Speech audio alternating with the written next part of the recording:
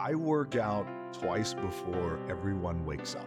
So my call time is at 7, then you back your clock up 4 hours, and then that's when I get up. But I do it for a different reason. I do it to train my brain to say, when I say now, it means now. When I say go, we go. I don't stand there because it's cold and go maybe in a minute when I'm ready. I'm waking up these days around 6 a.m., 6:30 a.m. I get up around somewhere between 6 and 8. Every morning I wake up at 3:30 in the morning, 4 o'clock in the morning. So it started off 4 o'clock in the morning where I'd start with my cardio, then I'd have breakfast, and then I would go to the gym, and then I go to work. Every day, off jump, out of bed, it starts. First of all, every morning I get up and people think I love to run. I don't. Running has changed my life because every morning I know I'm going to do it. Not wanting to be this, uncomfortable, I put myself in the dungeon. Boom, that wakes you up. Okay, you need that cortisol to get you springy out of bed. You're in the gym, you're struggling, you're out of breath, you're pushing hard, you're putting yourself into that stressful fight or flight mode. Other days, you got to work a little bit more for it. And for me, what I've learned is those hard days, the days that are the most challenging, are always the most rewarding. Get up at the same time every day, and I would recommend in the morning because that's when people generally get up, and it's good to do what everyone else does unless you have a good reason not to. When I wake up, I make a beeline for sunlight. The single best thing you can do for your sleep, your energy, your mood, your wakefulness, your metabolism is to get natural light in your eyes early in the day. I would say this is the fundamental step of any good morning. And if you don't do this enough, you are messing yourself up in a number of ways. This is your time, but you have to get your head straight and you got to get your energy strong. And that's not easy. If you don't have 10 minutes to your life, you don't have much of a life. All right, what does my average daily schedule consist of? Well, that's fairly straightforward. I get up around somewhere between 6 and 8, and then I work till 10, as hard as I can, flat out, every single day. So, and I've been doing that with very little variation, although it's been much more extreme in the last year since 1985. I work I would say 14 hours a day, at least 14 hours a day. So that's about 100 hours a week. And the time that I do that, I spend with friends and mostly with my family. And so, and I work as efficiently as I possibly can. I'm always trying to do everything I can as fast as I possibly can. And I'm accustomed to that because, like I said, I've been doing it for 30 years. If you are an anxious person and that's manifesting itself in, say, neurotic overanalysis, there's 2 things you can do very rapidly, 3 things really, that will help quell that. 4 things even. Number 1, get up at the same time every day. And I would recommend in the morning because that's when people generally get up, and it's good to do what everyone else does unless you have a good reason not to. Number 2, eat a large breakfast, right? Keep it carbohydrate light. Don't eat toast and and Fruit Loops. That's not going to do the trick. Make it fat and protein heavy and eat more than you want. You might say, I'm not hungry in the morning. It's like, this has nothing to do with what you want or what your appetite is. It's like, you need to eat in the morning. If you're an anxious person and you don't eat in the morning and then you stress yourself out, your body hyperproduces insulin. It takes all the blood sugar out of your blood, and that dysregulates your metabolism for the entire day. You can't reset it till you go to sleep at night. And I've had lots of anxious clients who would say fall into the overanalytic category, who were virtually cured by eating a large breakfast every morning. I would highly recommend that. You could try some physical exercise. Weightlifting is really good for curing anxiety. Another thing you could do, as I alluded to earlier today, is to make a schedule and start attending to your daily micro routines. I have certain fundamentals that haven't changed. I think I've shared with you before. The first thing I do every single morning is I go in freezing cold water. I've shared this with many people. It's not because I'm a masochist, but because it moves the lymph of your body, as you well know. And when you jump in, it never feels good to go in, but getting out, you feel incredible. But I do it for a different reason. I do it to train my brain to say, when I say now, it means now. When I say go, we go. I don't stand there because it's cold and go maybe in a minute when I'm ready.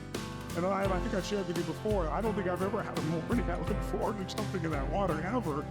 But I always do it because I've trained my brain. This is how we work. And if you train your brain to do that every single day, then it'll do it on the more difficult and important things in life.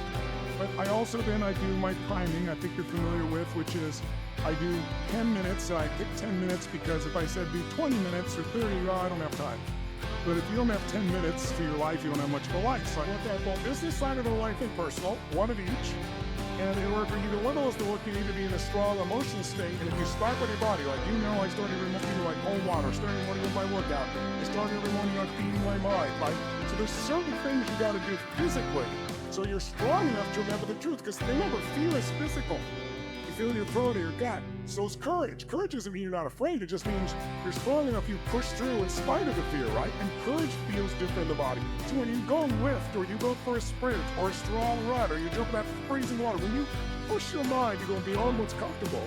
You feel strength inside you, and that strength will help you to change your body, your emotions, relationships, whatever. I'm waking up these days around 6 a.m., 6:30 a.m. When I wake up, I make a beeline for sunlight. The single best thing you can do for your sleep, your energy, your mood, your wakefulness, your metabolism is to get natural light in your eyes early in the day.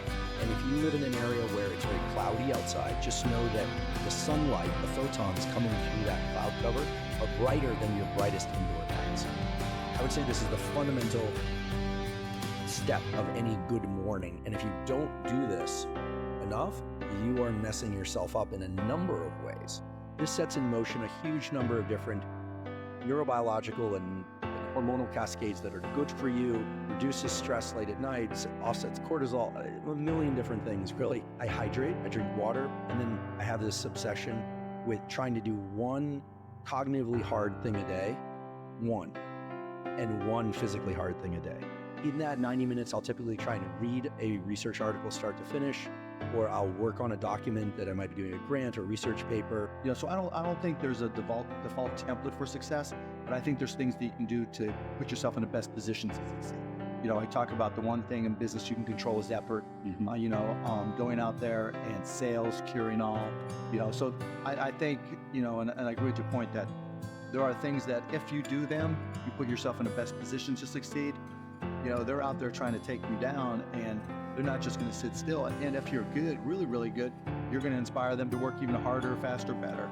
And so you have to be, very self-aware of what you're good at and what other people are good at. And that's the brains part, and that's the effort part as well. Because look, if you're competing with me, you better know what you're doing. Otherwise, I'm going to kick your ass, and you're not going to outwork me. And so, the combination is usually what kills businesses early on more than anything. If you outwork everybody, if you try to be a little smarter than everybody, if you try to be a better salesperson than everybody, if you try to be better prepared than everybody, you've got your best chance. Because if you don't do it, somebody else does.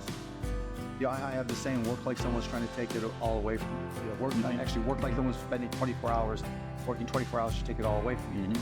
And that's kind of the way I look at it. Now, when I think about a morning routine and what order I'm going to do things in, then it has to do with what's going on in my life at that point. What's the most important thing to me in that moment? So when I'm really focused on getting my physique in order, I'm focused on the gym as being the thing that I want to make sure that no matter what else happens during the day, I get that done, then I do that first. And that really is what slot number one is for in any morning routine, is what is the most important thing that no matter what else falls by the wayside during this day, if it gets crazy, things will crop up, that I know that I'm going to get that thing.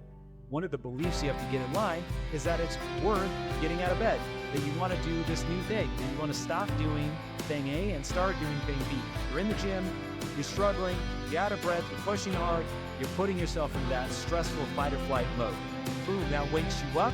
Okay, you need that cortisol to get you springing out of bed. Let me tell you, one set, I'm breathing heavy, my blood is pumping, and boom, all of a sudden I'm wide awake. This is your time, but you have to get your head straight and you got to get your energy strong. And that's not easy when most people are shoved in their houses and isolated and have nothing but fear. So you got to take back control.